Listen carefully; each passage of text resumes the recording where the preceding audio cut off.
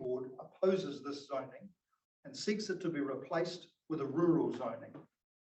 The evidence being presented today is supplementary to the evidence presented by the KCB to the hearings panel on 10 March 2022 at hearing 17 Bravo. The role of the KCB is set out in section 52 of the Local Government Act 2002.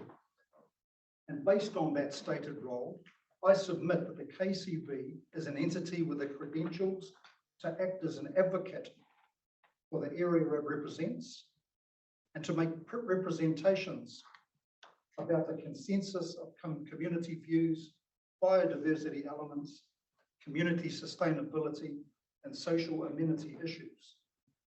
The KCB achieves this purpose by having a local focus and providing principal representation on behalf of the Wākura community. The board members live within the community they serve. They have a strong association with tangata whenua, local community organisations, and special interest groups within the district.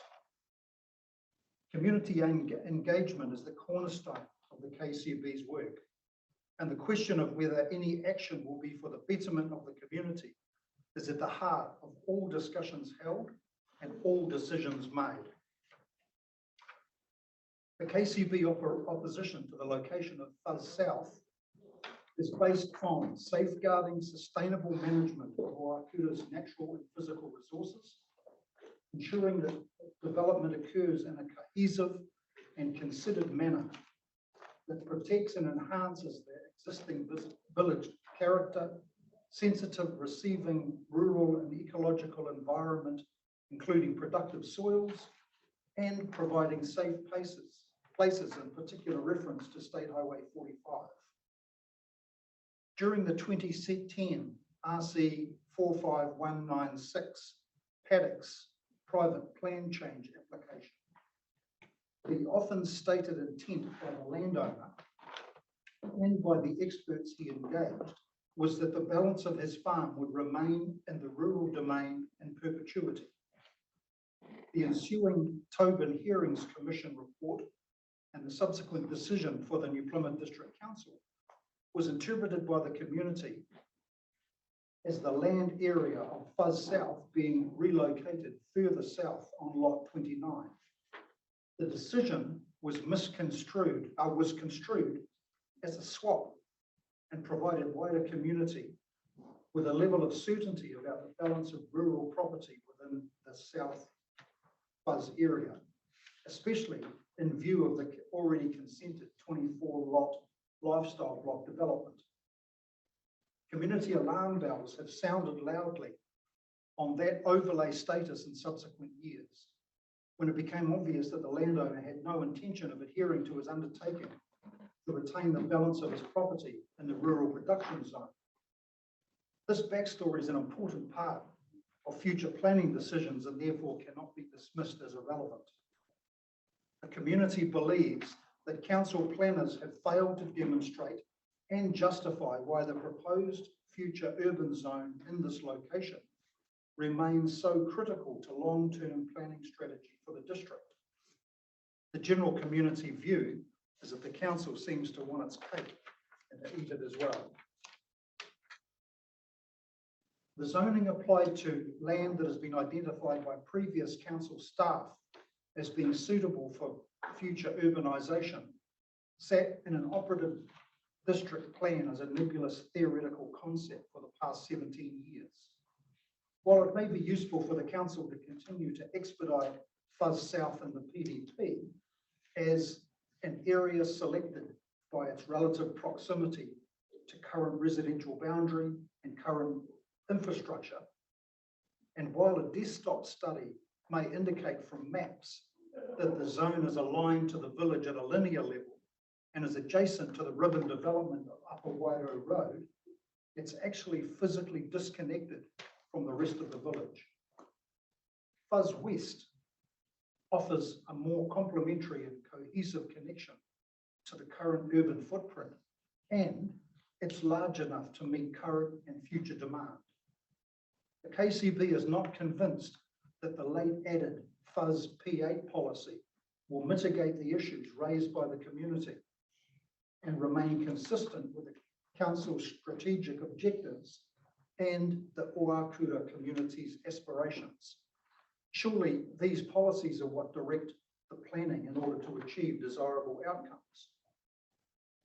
We do not consider that there was an appropriate process adopted in the first instance to identify the Fuzz South area. The community's logic remains firm that Fuzz South is wrong in location, wrong in design, and wrong in principle. KCB supports the mana whenua principles as drafted for the PDP. Tangata whenua are able to protect, develop, and use their ancestral land in a way which is consistent with their cultural and traditions and their social, cultural, and economic aspirations. The Kāhui o Taranaki Tau Whaiora Environmental Management Plan of 2018 is a relevant planning document prepared by an iwi authority, and in this context is the defining document for the Fuzz South zone in question. It is a guide for Taranaki iwi and for the wider community who want to undertake activities in the rohi that may have an impact on the environment. The KCB do not agree with the opinion of Maria Ann Okopora, acting on behalf of the Te Kāhui o Taranaki Iwi Trust, when in her statement of planning evidence dated 20 May 2022 at paragraph 13, she states, "I consider future urban zone is the most appropriate zoning for the land identified as Oakura South." Her consideration that the rezoning and structure planning processes can enable development of this land that provides positive cultural, social, community, environmental, and economic outcomes is completely at odds with the Taiora. The stance of Taranaki Iwi and Ngāti Tairihapu, the KCB, and the wider community opinion expressed during the PPC 48 process. We can only speculate on what research was undertaken to reach that categorical conclusion. Mr. Hamish Westney, in his summary of the Oakura Fuzz West land during the PPC 48 process, references section 1183, policy 7 of Taiora that states, Taranaki Iwi will not support any residential subdivision and development within 5 kilometres of the national park boundaries. He then advises that the entire Oakura urban area, including Oakura West, is within 5 kilometres of the national park border. It's worth noting that during the 2019 PPC 48 hearings, the presiding commissioners considered it important to request a social impact assessment be carried out by the applicant. To the best of our knowledge, this was never provided. And I don't think such an assessment has been done as part of the PDP process in this context either. It's my contention that the KCB is the group with the experience and knowledge to have an understanding of these outcomes. The KCB does not dismiss the Te Kāhui o Taranaki Taiora position as Mr. Wesney has done, but takes a more holistic view of the policy. We suggest the council planners should have regard for the objective wherever possible when residential subdivisions are concerned, as the Kaitaki Range is important for its mana and tapu status and contributes to a strong tribal identity. In the case of the Fuzz South, this zone lies with less than 900 metres from the national park boundary. This is a position the KCB has held for many years. At the 2010 Paddocks hearing, we submitted the unrestricted development of residential buildings on the sides of the Kaitaki Ranges has been a source of much concern by iwi, as it affects its spiritual and cultural relationship with this dominant feature. The iwi's declared position is that it would prefer no development on the slopes, as this compromises cultural and spiritual values.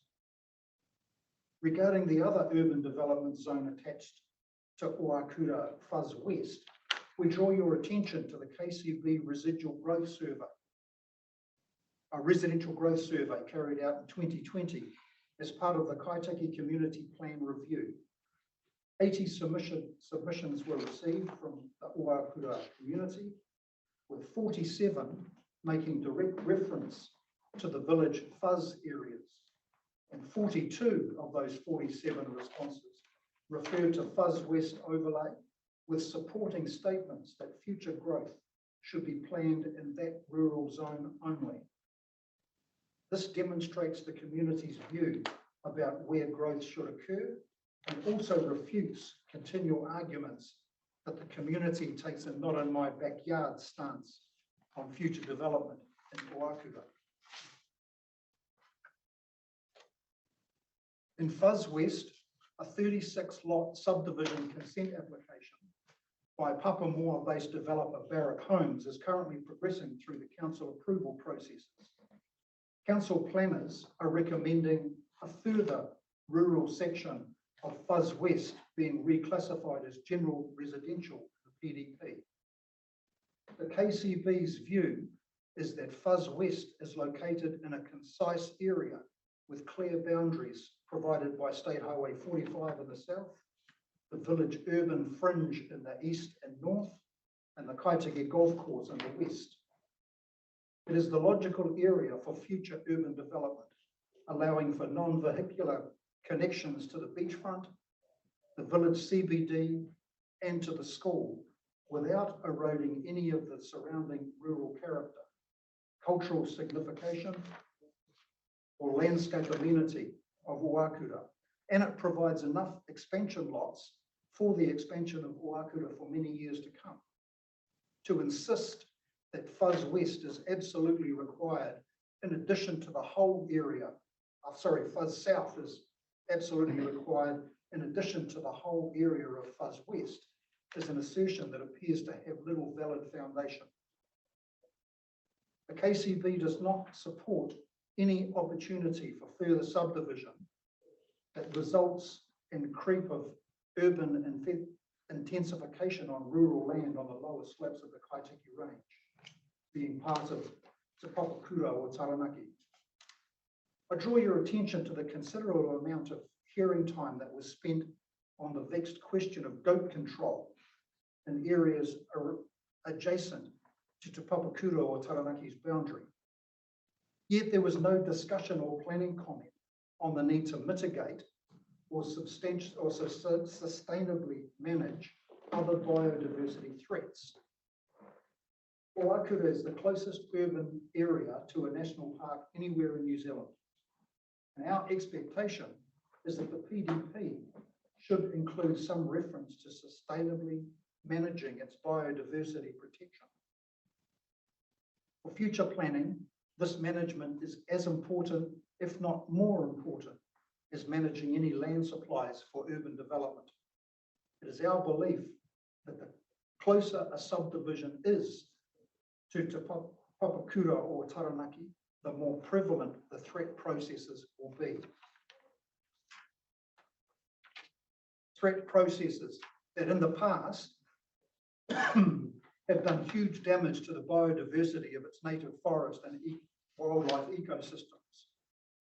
High rat populations have unquestionably been linked to residential living, as urban environments provide food, water, harbourage to rodents. That's the reason why the KCB instigated the urban trapping scheme in Oakura in 2017. Cats and dogs are also a menace, particularly with kiwis recently being released on the Kaitaki Range. Extending beyond the wildlife threats, Lincoln University is conducting research regarding ornamentals that have jumped the garden fence into nearby native bush. And their researchers estimate that about 20 new exotic plants naturalise in New Zealand every year. Here in Oakura, woolly nightshade is a real problem, with birds loving the prolific berries that each plant produces. And it was originally introduced from South America as a garden plant and is now spread wildly by birds, and it smothers and prevents regeneration of native plants. The KCB is closely involved with Taranaki Taku Tūranga, our place towards predator-free Taranaki project, through the Restore Kaitaki Action Plan. And since 2018, over $15 million has been spent on predator elimination from the Kaitaki range.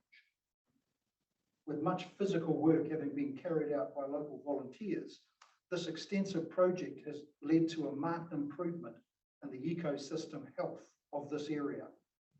It is a nationally important, ongoing restorative endeavour. Surely there should be some specific acknowledgement of it in the PDP.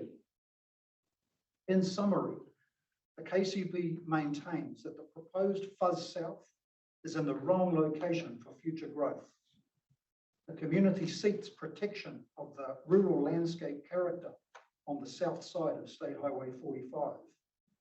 The Fuzz South presents threats to the sensitive ecosystems and biodiversity of the Kaitaki Range and to Papakura or Taranaki. The Kaitaki Range is of huge significance to Taranaki iwi. Sufficient mitigation has not been achieved to resolve and cannot be achieved to resolve traffic-related adverse effects from potential residential development occurring within this zone. The location of Fuzz South does not provide a clear defensible edge to the urban-rural divide. Such a boundary provided by the existing State Highway 45 could provide a clear visual understanding of the coastal village area of Oakura. However, it would be eroded through further expansion to the south or southeast side of State Highway 45 as proposed. Relevant housing demand and capacity research demonstrate the zone is not required in short or medium term to address housing constraints. Keeping this future urban zone in the PDP introduces the potential for inappropriate development, which will erode and compromise the community's natural and social environment and endanger the rural character and associated amenity values of Oakura. The KCB contends that the proposed zone will not assist the territorial authority, being the New Plymouth District Council, to carry out its functions to achieve the purpose of the Resource Management Act 1991. The KCB seek that the future urban zoning for the proposed area of land located in south of the Oakura village described as Lot 29 be replaced with a rural zoning, one that more accurately reflects the aspirations of the community and protects the surrounding rural character and significant landscape amenity. Ka muki taku kōrero no reira, kia ora mai tātou katoa. Did you want to add anything to that?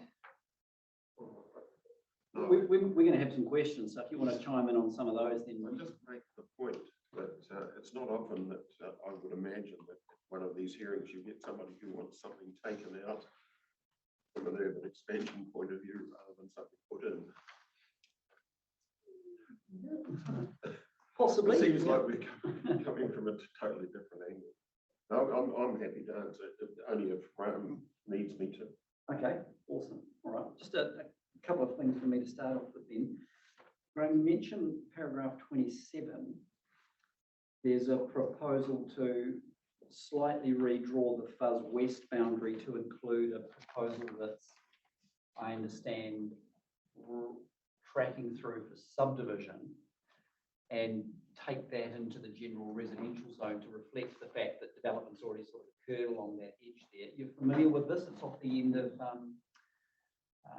what's the name of the cul-de-sac, Cunningham That's Lane? the bit that, the Holden family want. Sarah, you know, so that It's sort of shut. the other side of the road that is intended to go into the Barrett homes, but That bit there. it's on the mountain side of that. Yeah. So you've acknowledged it.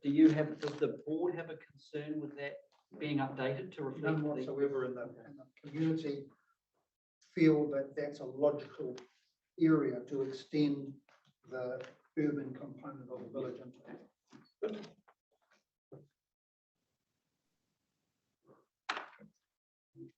Thank you for clarifying that. Your point at 36.6 about there being no clear and defensible edge and a reference to State Highway 45 as a clear and visual understanding of the coastal edge. I mean, the same criticism could be made of the Ohakura West future urban zone land, couldn't it? Because as you head from State Highway 45 out to the coast, the line is just drawn in an arbitrary fashion through the paddocks. Well, what's the defensible edge of the western line there between the future urban and the rural land? The area would be enclosed by State Highway 45 and the golf course and out to the ocean. What's the urban fringe? Sorry, I'm going to approach the screen. So you've got, can you turn the future urban zone line up? I'm talking this line here. But what's the defensible boundary for that line? Golf course. So this is all golf course? Yes. And there's 110 hectare, 10-acre block, 4-hectare block against it, just to one side of it. And you've got no concern that the golf course might not subdivide? I know it's unheard of down here, but where I come from, 18-hole golf courses are getting reduced.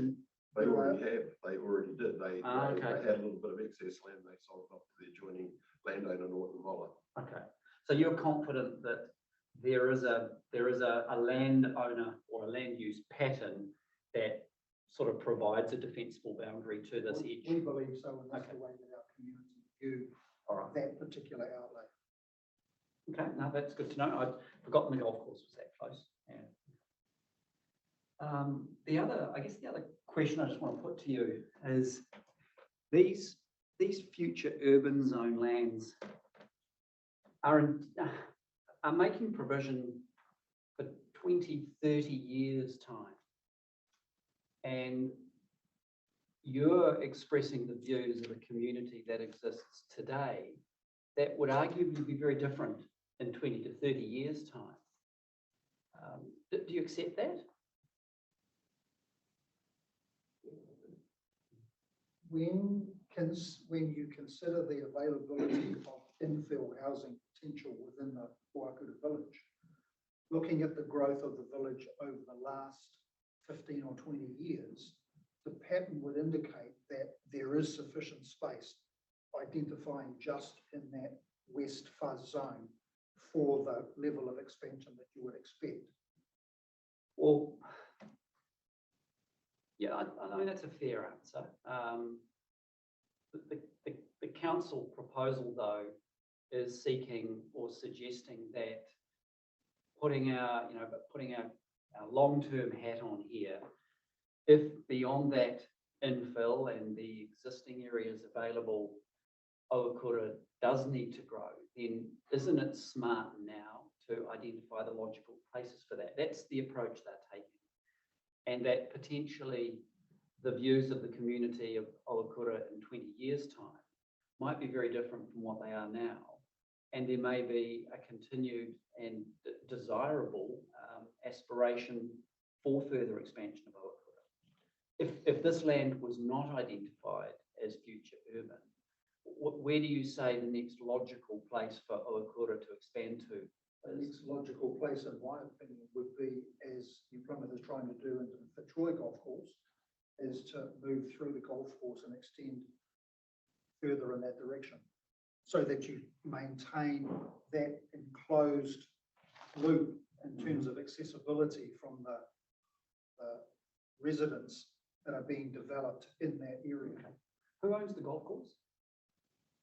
It's owned by the club. So it's an incorporated society. Yes. Okay. Can I just? Yeah, sure. I mean, we're just some interested. history, Yeah. if you like.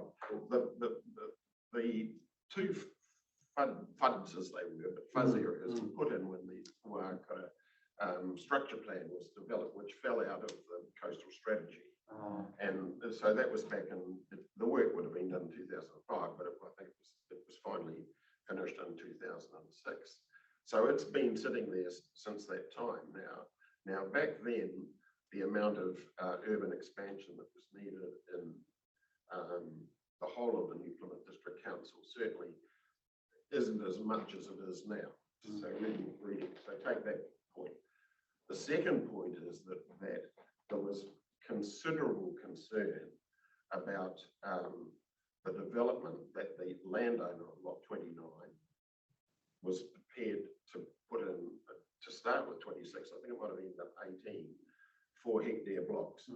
And everybody was just very upset about it and so on. And luckily, the experts that were employed or engaged by the landowner to do something about it managed to talk him out of it. And I have to say here, you had Cam Twigley sitting here, who was the project manager of Paddocks, sitting here half an hour ago. And they managed to convince the landowner that it would be far better, instead of doing any of that sort of job, to take the development further south and do the paddocks. And Commissioner Tobin agreed to that. And there was Tobin, sorry. No, Tobin, Helen Tobin. Oh, okay. Oh, Yes. sorry. Yeah. And she took the view, and I sat in the discussions, so I heard them all. I'm only a journalist, I don't, I just listen to it all. She took the view that she wasn't taking anything away from the proposal to develop land in the south, but she was swapping the fuzz area to the paddocks, so that therefore it was taking care of what was considered at the time the amount of residential development that was done. Now, the next thing that happened, before your time, Sarah, I'm sure, was that the council put an indicative road through the Thurman property, which is halfway up Upper Wairau Road there, to stop that development. And I can remember coming in here to talk to the staff at the time, saying, "Why have you done that?" They said, "Oh, we're future-proofing that area." And I think that was a misguided attempt, probably by one or two people, to decide this might be useful in the past. And really, that has become the whole context for what's happened since, about fuzz south being left there. And so the argument that it's needed in, I don't know, 20 years time, 30 years time, surely to goodness there'll be another couple of plan reviews before that. yes. Government might get rid of so isn't plans there a entirely. chance then, if everybody's got it wrong, that it can be put back in again? I have to say to you that for the 400 houses proposal that the community fought 4 and 1, it cost them nearly $60,000 to do that, and they don't want to have to go through that sort of stuff again. So that's just a bit of history about it, I suppose, really. I think the other point that needs to be made too is that Graham and I are the same. There's no pecuniary interest in it for us. We should representing the community. Yeah, absolutely. One thing that does impact on the decision-making processes from our perspective is that when the paddocks change was introduced and was approved, at that stage there was no real consideration given to local iwi and local hapu concerns. And it's the same owner. We've managed as a council, but also as a community, to recognise that tangata whenua do have some core and need to be given some special consideration in terms of their interest within the whenua. And that's where, if the paddocks proposal was being tabled today, then it would be viewed in a completely different light than it was when it was initially approved and able to be put in place back in the day when it was. So next question I have then is, if you look at the zoning pattern that's grown around Owakura, I mean, in an ideal world, keeping State Highway 45 as the edge would have been the perfect outcome, but of course that just hasn't happened over time. You've ended up on both sides of the road, and I mean, I remember as a boy, Owakura was where we always used to go surf, and even back then, you know, you could wander across the highway and not even worry about a car. It was all very, very quiet. I imagine even before I was born, it was even quieter than that to some extent. So it has grown a little bit over the other side of the road and is headed up on the southern side of the Owakura stream. You see up around the edges where it butts up against the stream, you've got the brown colour, and that's where the council's proposing some rural lifestyle zone. Now that's a sort of an average 1 hectare, if I can put it like that. Are you familiar with the land up around there? Do you have a concern with that rural lifestyle zoning at all? I think that mainly the lifestyle zones that are associated with the community are up Upper Wairau Road, Surrey Hill Road. Okay. That's yes. Okay. So the one thing about a rural lifestyle zone versus a future urban zone, and I'm going to put a provocative question to you, is that it actually potentially establishes a land use pattern that precludes more intensive development. So do you see any benefit in converting, for example, this future urban zone land to a rural lifestyle zone, where you might get, well, I mean, does anyone know what the area of that fuzz portion is? I don't think we do we? Yeah, no, talk to me about that. I understand what you're saying. You're saying by doing that, it might put more pressure on the two fuzz areas for more intensive development. No. It would forego the ability in the future for that land to ever become more dense. Oh, I see what you're saying. Because the moment the cadastral pattern goes down to 1 hectare lots and people build nice houses on them, the chance of them ever being agglomerated and then redeveloped at 600 square metre lots is virtually zero. So it actually becomes a natural barrier to any more intensive development, and potentially provides an outcome for the land that does see a lot more restoration and revegetation as a consequence of it. And conversely, the fuzz purpose is really a holding zone. Protect that land for that future long-term Intensive development. use. So I mean, it's a provocative question, but we have got a submission in front of us which suggests that. Our district is looking at mechanisms whereby we can diversify with the pressures that have been put onto farming and its current construct within Taranaki in particular. So there's a lot of proposals looking at variations of agricultural use and horticultural use for areas of land. That fuzz south area is prime farming land in terms of its soil quality. So it opens itself to the possibility of a variety of horticultural uses, for example, and a better utilisation of the lay of the land, of the weather patterns that we have within this area, and of the soils that we've got. If we look at some stage in the future having it developed into residential land, then it is a lesser, I guess, quality of use of the soil and of the land in terms of its. Some might debate that with you, because you know we are part of the land and we use land. That's what humans do. So it's all about what's the economically most efficient way to use the land for the community to some extent. The bigger parcel though, Graham, can you just, so we can see the whole parcel? Yeah. I mean, are you saying that the grey portion is the most usable and best portion of that whole title? No, I would suggest that the whole title is. Okay. But Can I just add that the point that Graham made before, it's at cross purposes of what you're saying, so much they can come to that later.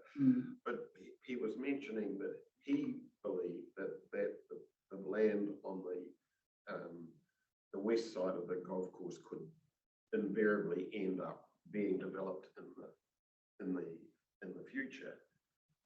I'd need to get my head around that a bit because I haven't really thought about it, but I do know that there's an indicative road connection from the top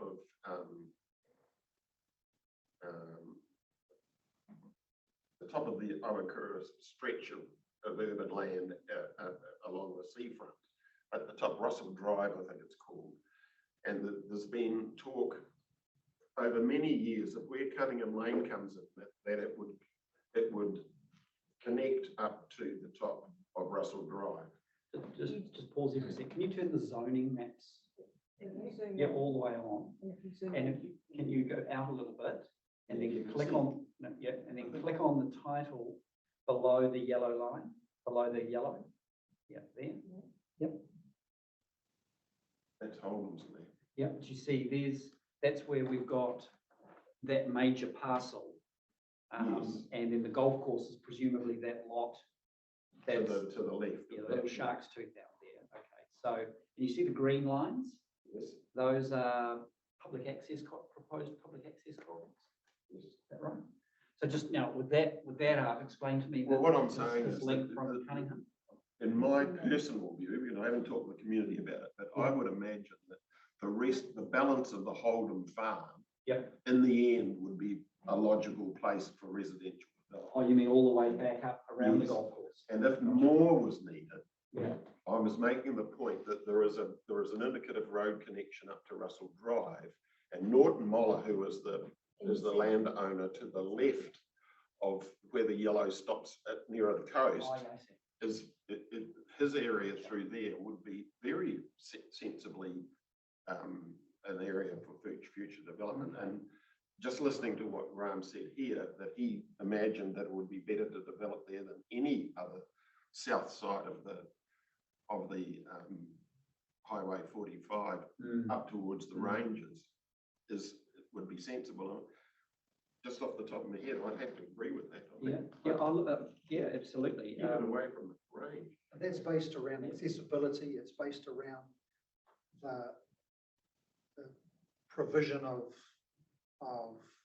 infrastructure, teeing off what's already there, and to provide that safe access and safe movement of folk who live in that developed area, to protect them from the increased traffic volumes of State Highway 45. Yeah. Because at the moment, I've only been back here. I was born and raised in Taramaki. I left because there was nothing here for me in the 70s. I came back and I've been here for 12 years now, and I just love the place. And it's not going to get any quieter along that road. No, not at all. Having spent a little bit of time driving around the paddocks area, up around Surrey Hills Road, at certain times of the day, that intersection of Surrey Hills Road, Waido Road and State Highway 45 is an absolute danger. So if you have intensified urban development up on that side of the road, it's just going to exacerbate that issue. Oh, without a doubt. Whereas if we can push to make as much of the development on the west side of the village, then there are safe traffic corridors. You don't have to emphasize it anymore. It makes sense. I mean, there's in the old days, we used to, because the flatland was adjacent to the beach, we always used to just keep spreading along the beaches. And you go to the Coromandel and you'll see the communities have just gone right along the beach. And then the coastal policy statement came out and said, well, actually, maybe that's not a good thing. And so this theory of consolidating behind existing coastal settlements and making them a bit more of a lump than a strip has now sort of become probably a little bit more popular for that very reason. But again, it's not a rule that we have to follow, and it's not a rule that is immutable. The second thing is you never answered my question about whether the far south could be feasibly rural lifestyle living and potentially cater for maybe a dozen or so. In other words, Lots. a sort of extension of the paddocks, sort of an idea. Well, I don't know, what's the lot size at the paddocks? That's general res, so they're all about 600, aren't they? 600 or 800? They're quite big, Sarah. Yeah, that was. And the rural lifestyle allotment sizes are much bigger than that. Yeah, average of a hectare, minimum of 4,000 square metres. The one concern is that there's a very small step to go from future urban zone to residential.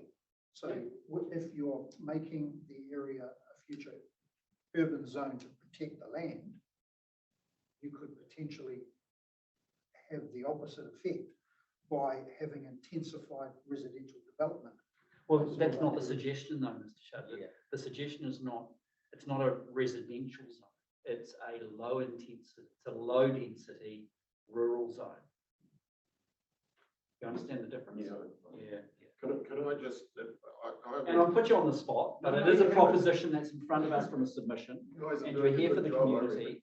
So I'll put it to you because, I mean, I'll give you an example. Around peri-urban Auckland, the countryside living zone, which has a minimum lot size of a hectare, 8,000 square metres in some circumstances, was seen as a fence by the panel that decided the plan up there to further urban expansion, because it gave rise to a cadastral pattern and investment for lifestyle use that was very, very hard to undo. To make that intensive, you have to acquire a whole lot of 2 hectare blocks, put them all back into one title, and then re-subdivide them to 100 square metres. It's just not possible. So they saw that sort of low density rural zone as a natural barrier to urban expansion. And I guess if the concern here for the long-term community is about expansion for intensive residential development, you've got 2 options. Keep it rural and always keep the door open for potential plan changes or zone changes, or you convert it to a zone which might not be what you want right now, but prevents that density from happening in the future. I think that's sort of something from my perspective I'd have to go and reflect on for an hour or two and do a bit of reading, you know. But can I just say that the concern is that from the council's point of view, you've got a relatively flat area there. You've got water there. You've got downward pipes to the sewage transfer station. It's very desirable from a council point of view to have that area there and collect the rates off it, of course. And, but on the other hand, you are creeping ever closer to the national park. But I mean, to some extent, yeah, you know, and that's already happened, hasn't it? Hasn't the paddocks got us? Well, that was one of our mates, but that got across the line, you know. So yes, I think that from the commissioner's point of view, I guess that's the sort of thing that you guys, I mean, we accept what you people come up with because you're the experts. I would just say that, is the land needed? The council would love to do it because it's easy for them to do. The infrastructure is pretty handy and so on. That's the first point. The other point with Fuzz West is, in my estimation, and I haven't met anyone from Barrett Homes, I don't know whether Graham has, not involved in it anymore, but I would imagine with I think it's about 12.5 hectares that they're developing there. And I think there's 36 lots, something like that anyway, there has to be a lot of front end expenses for something like that. Oh, absolutely. And I would imagine, and I don't know the answer, that there's some sort of a memorandum of understanding with the Holdens or whoever about developing further bits of it. Now, what could easily happen, and knowing the owner of Lot 29 and how he operates, we could very well end up with 2 large residential developments on both sides of the highway at the same time. That's where I guess. Not with what's currently proposed, you could. With Well, the zoning is proposed. Well, but then it's always open to a private plan change. And as I said to you before, the last one cost the community nearly $60,000. Yep. Well, we can't stop that. No, I understand. No. We can't write a plan that says this plan shall not be I changed. understand all that. But it's a question of, you know, go back to policy eight, is it policy 8? Yeah. I mean, I showed it to somebody that knew a bit about this thing. They said, oh, development lawyer can just drive a bus straight through the middle of that. Yeah, well, I mean, put it this way, that policy was drafted by the council planner to effectively reflect our concerns that policy 7 Yes. didn't provide enough of a signal that you should not come here until you've got everything sorted. Yes. And I mean, we haven't yet resolved it, No, so it's no, still no. a proposed policy. So When I'm just clarifying, when you refer to the paddocks, you're not referring to the residential zone, you're referring to the lots that were created off Pahakahaka Drive? yes, Ah, okay. So We see that's, that. that's in the rural zone, isn't it? Up the top it's there. still part. And our argument at the south. time, Yeah. 2010, our argument at the time was Yeah. you have got FUD as it was south there. You are allowing a subdivision outside Yeah, the that's area that you have set up. Yep, And yep. I believe that Helen Tobin's answer to that was from by approving that and getting the guy to say in perpetuity, which he never followed through with, we've swapped the fuzz area there, so we actually haven't added anything. So how many lots are in that development?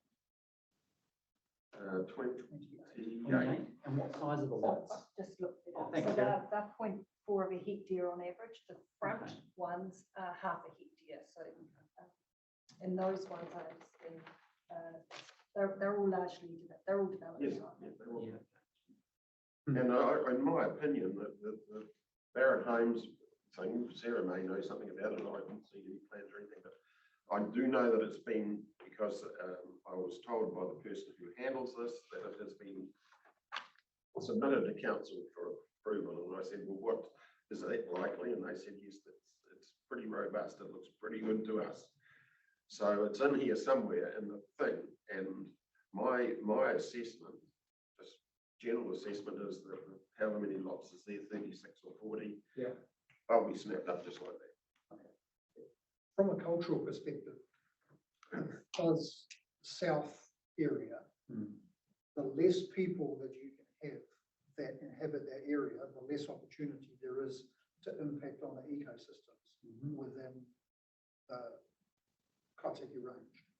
So if there was some mechanism whereby it could be identified as fuzz south, but it would only be allowed to be divided down to a certain size location, then that would minimize the risk. And I would agree with you that, yep, that's the best use of the best zoning for the land and the best protection for the land. But the cynic in me says that if there is the opportunity to make more money, but also to get value for money for the infrastructure development that you need to put in, you won't get that return from a diminished number of blocks. You would need to get the maximum number of blocks that you could out of that piece of land. That then brings to fruition all of our concerns in terms of the impact on the whenua, in terms of the Kaiteki range. Yes, now that's the sort of thing I'm going to have to go away and think about for now. You've thrown a curve at me because that is the interesting, that the future urban zone, it's sort of preordained to become an urban zone, whereas there's no such thing as a future rural lifestyle zone. No. Okay, look, I've exhausted and taken up too much air, and I've got my commissioners who want to do something. So I'm sorry about this, guys. It's just been a very interesting conversation. Stephen, do you want to ask some questions? Yeah, yes, thanks. Been following along. Just a couple of questions about the Barrett Home subdivision and just where that's located. Can someone align me? This is on the part of the western area of the town, isn't it? Yep. The Holden's land, and Just off Cunningham Lane. so can we just point that out? Just it's all there. But I think someone mentioned that part of it is in the fuzz area, and it's not all in the residential zone. Is that what I've Yeah, heard? if you see, can you see the white line below there, Stephen, the cadastral boundary? Yeah, that's the bit that's proposed to go into general res, I think. Yes, okay. So that's, Yeah, that's- yeah. the second question I have is about mana whenua, Mr. Chard. We have evidence that you referred to in your paragraph 19 and 20, actually from Te Kahui, which my reading, as you've already pointed out, actually supports the Ohakura South fund zoning. So how do you reconcile that with your contention that I'm in support of it? We have one document that was commissioned by Taranaki Iwi that identifies that development shouldn't take place there. And we've got a recommendation that we're not able to reconcile as to the rationale from a planner stating that she supports a future urban zoning for that area. In her report, she acknowledges that she's read the Taiora management document, and yet what she's done is she's made a recommendation that directly contradicts the recommendations of that document, which again has been commissioned by the same organisation. Yes. So Are you contending, my understanding is that Ms. Hokaparo is authorised to provide this evidence on behalf of Te Kahui. Are you suggesting otherwise, Mr. Chard? her evidence is in opposition to the access way into the Fuzz South, Mm, and yet she supports the contention that a Fuzz South is the most appropriate zoning for that area. mm. Well, we'll speak to her. She's an expert appearing before us on behalf of So her iwi. So I'm just trying to work out. You've made some statements to us on behalf of the the KCB about mana whenua issues. Are you actually speaking for the mana whenua as well in your capacity? she's representing Te Kahui o Taranaki. Yes, I was asking whether Yeah, you're representing. we're speaking on behalf of Ngāti Tairi Hapu, which is part of Taranaki Iwi, and that's my iwi. I'm Ngā Mahana Tairi. Yes, okay. So there are elements of our hapu that are opposed to development on the slopes of the Kaitiki Range. Mm, And yet the document that she's produced kind of contradicts the recommendations of the iwi. Or one element of her document contradicts the recommendations of the iwi. And I'm unable to reconcile as to how she's positioned her argument. okay. Well, we'll talk to her later on. So, thank you for that. Look, that's everything I have, Kit. Thank you. No, look, I've been listening intently. I guess that the only question I've got is, there was mention of the Thurman land. Yes. Where's that?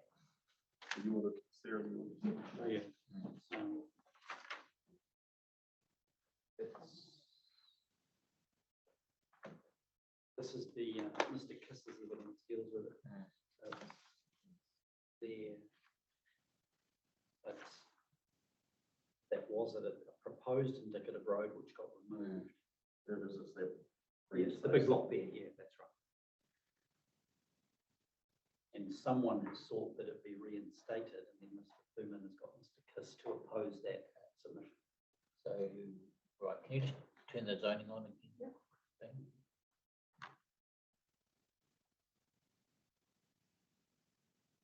And just yes, yes. Okay. Thank you, that's, I was struggling to find where that was, so I've been keeping up with the rest of Barrett Block, the paddocks and. The Thurmans have wanted to develop that land for a number of years, but that was the indicative access way into the fuzz and also into the area that Mr. Mackay wanted to develop. Sure. I guess if I do have a remaining question, it's something completely different to what you've heard thus far. I just wanted to understand, and there's nothing in this, but I just need to understand it, the mandate and how the mandate has been arrived at for the community board to lodge the submission and present today. So what was the process that the community board went through to formulate a position on the proposed plan and the specific provision and relief sought in the submission? During the development of the community board plans, part of our responsibility was to conduct consultation with the wider community. Yes. So we did that through the creation of working groups, whereby we could then use those individuals to be able to feed in input from the wider community. So we identified hapu representatives, we identified farming representatives, we went through the commercial entities within the individual villages to gain the widest input possible from the widest spread of our community in the development of that plan. What plan? Of the community board plan. So there was a plan that was put together as directed by the district council as part of the information gathering process to develop the district 30-year vision plan, long-term Yes. vision plan. Yes. And what we've done is any activities that could potentially impact the community, we go back through those networks to gain input from all of those interest party groups. And when did that commence? Sorry, When did that commence? we've done that continually. 2014 we started, and I think our last review was 2020. We've got the next review due at the end of this year. So when was the community board then involved in the draft district plan before it was notified for submissions? Yes, I might get this a bit wrong, and perhaps Sarah can help me here, but I can give an example. One of the things that the council officers asked us about was they were talking about medium density and what medium density meant, and we needed to suggest perhaps where that could happen in the village and one thing or another. And we pulled together the focus group, our local village group, and Sarah was the planner involved, and she came and worked with that particular group, rather than the community board who are all generalists, but about those people who knew that sort of stuff and worked out where the medium density would be most suitable to have in. Don't worry about that, planners are generalists too, so. No, but I mean, I think that I'm using that as an example of the processes that we work through to make sure. In fact, you know, it sounds a bit smooth probably, but we probably overdid it about the way we went about doing it. Well, I don't think any other community boards bothered. So you had this information that was available from this process that began way back in 2014. Yes. The draft plan was produced. Yes. You made some comments on that. Yes. And then there was a publicly notified version of the plans, and you lodged the submission. And Mr. Heslop, you prepared the submission yourself, didn't you? Yeah, you signed the document. Yeah, We've produced that. Yeah. that's the second one. That was the first one back in March Yes, that we did. got that, yes. Yep. So what, And they were in both cases, if I remember correctly, they were circulated amongst the community board and the focus Well, that's groups my to next see what, question. made sure that this is what we're saying, is this what we should be saying, you know? and then Is that was there a meeting and a resolution to endorse the submission and pass it? Not the final No, I'm talking about the submission that was lodged when. in The 2020. proposal, yes, it was. So we notified of our intention, we notified the community at where we were Yeah. in terms of our preparation to go forward to submit to the wider council. And then we had a public meeting to invite input to ensure that we hadn't gone off the mark, because at the end of the day, it's their message that we're presenting. And that's what I'm trying to ascertain. Yeah, Mr. not Chair. So- mine or Doug's. So there was a clear understanding from the community that the community board would be opposing the fuzz Yes, south and seeking a rural zoning and in substitution of that fuzz zoning. yes. Thank you. And Julie leads the charge, Julie Straka leads the charge on that, and she makes us make sure we follow the rules.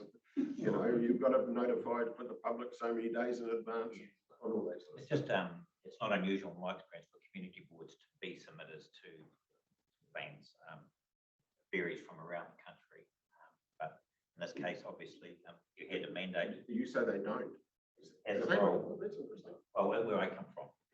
I come from a military background, Yes. so we don't make the bullets, we just fire them. Yeah, I understand. And that's my approach to my role as the current chair of the community board. Is the community board is there to pass on the aspirations and desires of a community, whether we agree with it or not. Understood. The only other question I've got is to you, Sarah, and that is, what further submissions were lodged in relation to the community board submission, if any? Just to be clear, so Hamish is the reporting officer. So sorry. Hamish is online. He'll be able to answer there. I didn't realise Mr. Wesley was No, on. no, he's there. He's in the background. There he is. Afternoon, Mr. Commissioner. Wesley. So there were, Wesley, my question is, were there any further submissions in relation to the submission by the community board? yes, there were 2 further submissions in support. Two in support, and just who were they from? Oh, knew that was going to be a follow-up. I'll come back to you with the names. It's in the detailed submission document. Yes. Were there, and just remind me of the other submitters opposing the fuzz south? Yep, so there were 42 original submissions seeking the rezoning of Fuzz South to rural production. Yes, okay, so that's in your paragraph 88. Correct. Yes, okay. And right. And did that include iwi and hapu submissions? I'll double check, but not from memory. No, it was mostly from Awakura based residents. Thank you. That was all from me, thank you. Okay. All right, I didn't have anything further, so thank you very much for that. It's good. It was a lively discussion. It's good. And we're probably going to go out and have a bit more of a look over this. I know we went out there a couple of weeks back on one of our tours.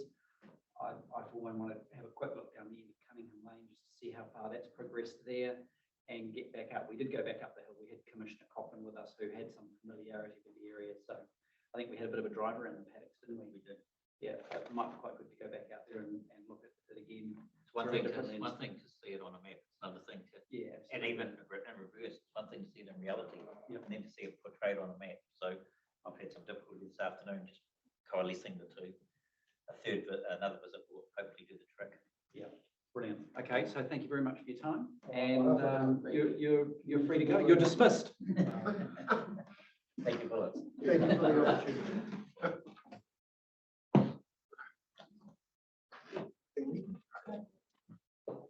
So the other 2 further submitters were Akura Farm Park Limited. Yes. Yes. Thank you. Do I take it Mr. Bryant has got busy? They're online. Oh, he's coming in online. All right, there we go. I thought we might be done for the day. There he goes. Good Hello, afternoon. Brian, how are you? I'm very well. How are you? Yeah, good, good.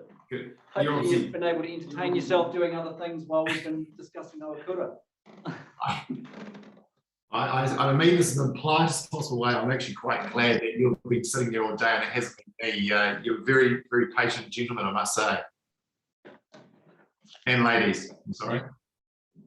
Okay, well, look, just to bring you up to speed, we've obviously got your evidence. We've had a read of that.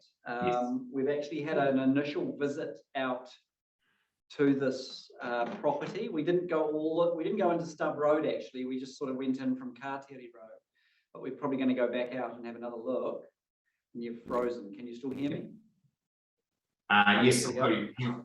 Yep, I've got you now. Okay, and right.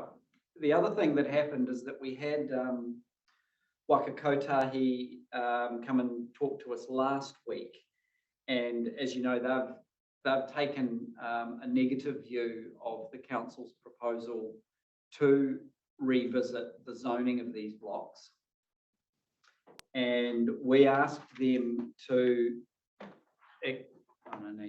You're up there in the court. We asked them to have a little bit more of a thought about the issue they raised about development of the parcels. And I think we got something through just earlier today. Christine, or do you know if Mr. Bryant's been given this document from Waka Kotahi? Okay. I guess the first thing, Hayden, is have you seen the evidence that Kath Hepplethwaite and Terry Church provided us? No, I haven't. Sorry, no, look, I apologise. I just jumped out there and I froze a bit, but I've just turned off my video, so hopefully it should be clear now. But yeah, okay. No, I'm sorry. I've been given I've been given the notice and the update from your planners. So I've got that. So I've got the advice that I've given you, but I haven't seen anything further from NZTA or Waka Kotahi to date. I obviously definitely haven't received anything today. okay. Did you see the original evidence that Kath Hepplethwaite, who's a planner, and Terry Church, who's a traffic engineer, did you see the original evidence they exchanged? It's been online for a few weeks now. No, sorry, I've missed that. Our planner, Jimmy Broffey from Flint Planners, he'd sent through some detail and a snapshot of what was online, which is obviously advice that your planners have given you, basically backing the reason to go to mixed use. But I haven't seen anything further from that. Okay. Well, that's correct. The Yes. 42A report has indicated that based on current land use, it would seem logical to take it to mixed use. Yep. But Waka Kotahi, who obviously own and have designated the state highway along this area, have opposed that suggestion basically on potential cumulative traffic grounds. Yes. And they've provided some evidence to us. So what might be quite useful if at some point you do have a look at that. And then when they spoke to us last week, we asked them specifically to give a little bit more thought to what a mechanism might be that could both allow the mixed use zoning to proceed, but also address their concerns with access onto the state highway. And that's what this three-page document that Ms. Hepplethwaite and Mr. Church have provided to us today goes into a little bit of detail about. So I think it is pretty relevant to the issues because, on the face of it, I think as a matter of principle, I think we generally agree with the reporting planner, Yes. but that was obviously in the absence of the issues that Waka Kotahi have raised, which are probably quite relevant. No, I would say probably, they are quite relevant.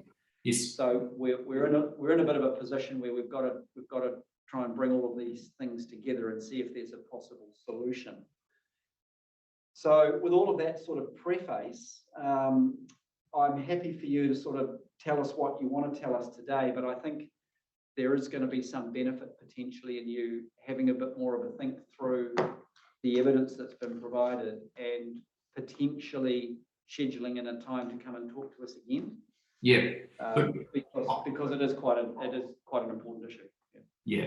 No, Ken, that makes 100% sense to me, and I'm more than happy with that. I was aware of the decision that we made, and I appreciate, the hearing today was more so just to, I guess, reassure you and push the feedback or the detail we've got about going to mixed use and the purpose and the benefits to New Plymouth for doing that. But I'll go back, I'll really have a look at this evidence that's just recently been put forward, which I'm sorry, but I was unaware of. I'll have a look at that. I'll have a chat with our planner and I'll see what we can come back. And I'm happy to work at a time that suits you all to sort of have a chat about it and go further from there.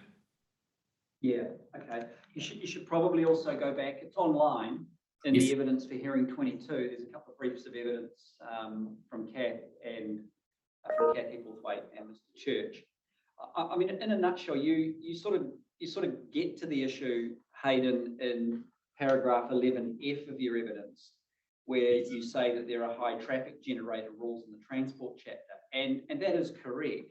Yep. The difficulty is they apply on a site-by-site basis. And so along this section of Devon Road, as I understand it, we've got about 3 or 4 sites that are at the moment general industrial. So Waka Kotahi's issue is that individually, each of those sites could potentially generate traffic just below that threshold, and there wouldn't be a trigger for any traffic-related assessment. But cumulatively, if all 4 or 5 of those sites did the same thing, then you've actually you've exceeded that trip generation thing by 5 different operators. And again, Waka Kotahi's concern is that there's no ability in that scenario to actually put in place a traffic assessment. And their big concern is access onto the state highway.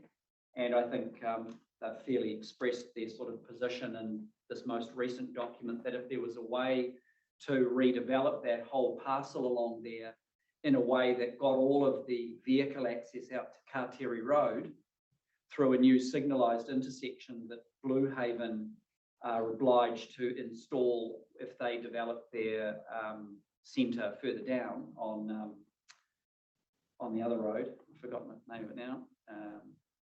Then Waka Kotahi's issues might be addressed. So that's really the nub of the issue, is how that land, if it were rezoned as mixed use and were developed with some of the additional high traffic generating activities that zone allows, how you can manage the potential impact onto the state highway of vehicles. Yeah, and look, that is something, and we do a lot of this, and we deal with in detail a lot on these main roads. So look, we're happy to work through that with them. As I've said in here, we've got a very strong relationship with all the neighbouring owners as well. They're all well aware of it, and they're all on board. It's not, I'm sure we don't want to be difficult. We want to make it work with everyone. We're happy to work in with all related parties, but we just very strongly feel that your main access coming into New Plymouth and your CBD and the town of New Plymouth, to have that as mixed use is a far better use than industrial. Putting aside the whole feasibility of trying to turn it into industrial, whether it's actually going to work or not is another thing, which we don't believe it would.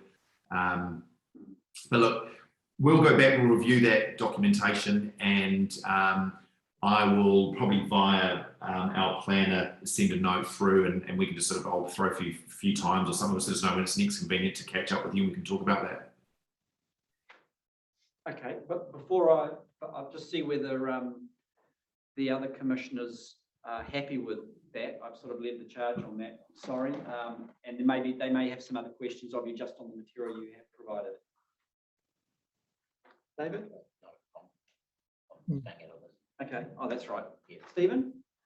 Yes, Kit, I'm just wondering whether, I was particularly interested in, Hayden, your paragraph 9 about the fact that you've got these good relationships with all of the landowners there, and you've obviously got a connection there with all of you. And just listening to the fact that you've got a planner that you could talk to, things have advanced along, and we do have the Waka Kotahi team available online here. Kath, Terry and Alan Catchpole just listening in because we asked them to, oh, okay. Yeah.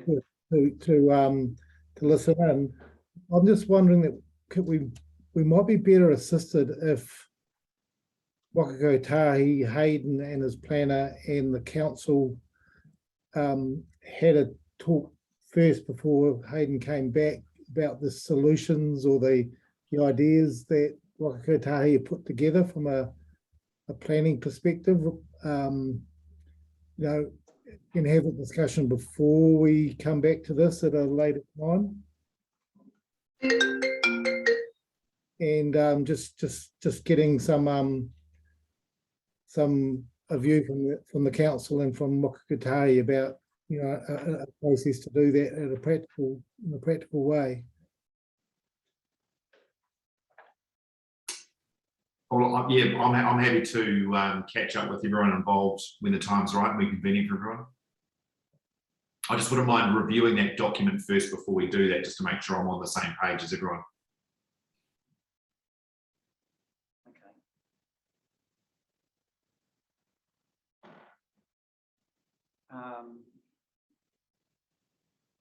So Stephen, what's your suggestion then? Well, we've got Kath and Alan. They've just popped up on the screen. We asked Wakakotahi when they presented last week to present us with some further thoughts of plan mechanisms that would work in association with a mixed use zone. I thought I heard you suggest that Mr. Bryant reads the material and comes back to us for another presentation with his planner. All I'm saying is that might it be efficient for Mr. Bryant's planner, Wakakotahi Council to look at those suggestions before Mr. Bryant comes back to us? Yeah. If Mr. Brophy is going, yeah, I think that's fine. So I guess it's a case of how much time do we think we should allow for that, and when we could slot it in. I mean, we've got the Blue Haven presentations on the, when's that? The 27th and 28th? Yes. And it may be that we slot an hour within either of those 2 days for Mr. Bryant to report back, potentially with Kath online and Jeremy online, just to report back on whether there's been any agreement or not about whether there is a solution that would allow the council's proposed mixed-use zoning to proceed. Yes. Does that sound feasible to everyone? Yeah, I'm more than happy with that. I'm happy to. We can. So I was going to say we'll reach out to all the relevant players, Wakakotahi and our planner. We'll go to them directly. We'll have a chat about it all, and we'll come back to you prior to the 27th of January.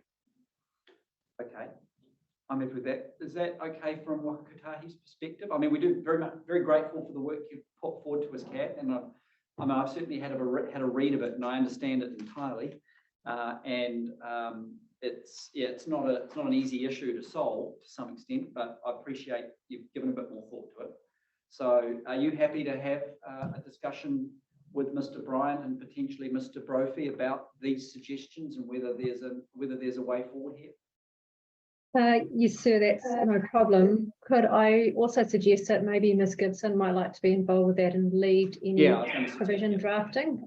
We've, Mr. Church and I, with some input, others have done the best we can on the information we've got to date, and we will struggle to go much further without some additional support from other parties. Yep, I think it's an entirely reasonable request. So we'll make an informal note that there's going to be some informal discussion around this proposal and how Wakakotahi's concerns can, if possible, be addressed through provisions that marry with that zone change. Yeah, Mr. Bryant, Jeremy knows how to contact myself and Alan and also Terry. So if I could just request that happens sooner rather than later, because we're all under quite a bit of workload pressure at the moment, as the commissioners as well. So please don't leave it till too late or too close to the 7th. No, I absolutely appreciate that. I will be in touch with Jeremy straight after this call, and I will get him to contact you. If not this afternoon, it'll be first thing tomorrow, pending his workload. But yeah, it'll be next 24 hours for sure. Lovely, thank you. No problem. All right. Stephen, did you have any other specific questions No. on Mr. Bryant's No, evidence, or shall we wait until we deal with that later? I think we should wait. There's a technical traffic discussion to have first. I just wanted to double check that Ali is online, and it's probably the sort of discussion that, yeah, as Kath has said, Ali should be involved. Yep. Ali, are you listening in? I can see you. Yes, good afternoon. Yes, right there. So you've heard all that. Does that sound okay to you? Yes, I have. Yes, very happy to be involved. Excellent. All right. Well, thanks everyone. Thanks Stephen for suggesting it. That works out quite well. So we'll just have to we'll steal an hour from Blue Haven and come back and deal with this in a few weeks then. That's excellent. Sounds good. Thank you very much. All right, you're all free to go. We're going to finish up for the day, and we'll see you again in a few weeks. Okay, thanks guys. Really appreciate it. Speak soon. See you later. Maria, before you leave,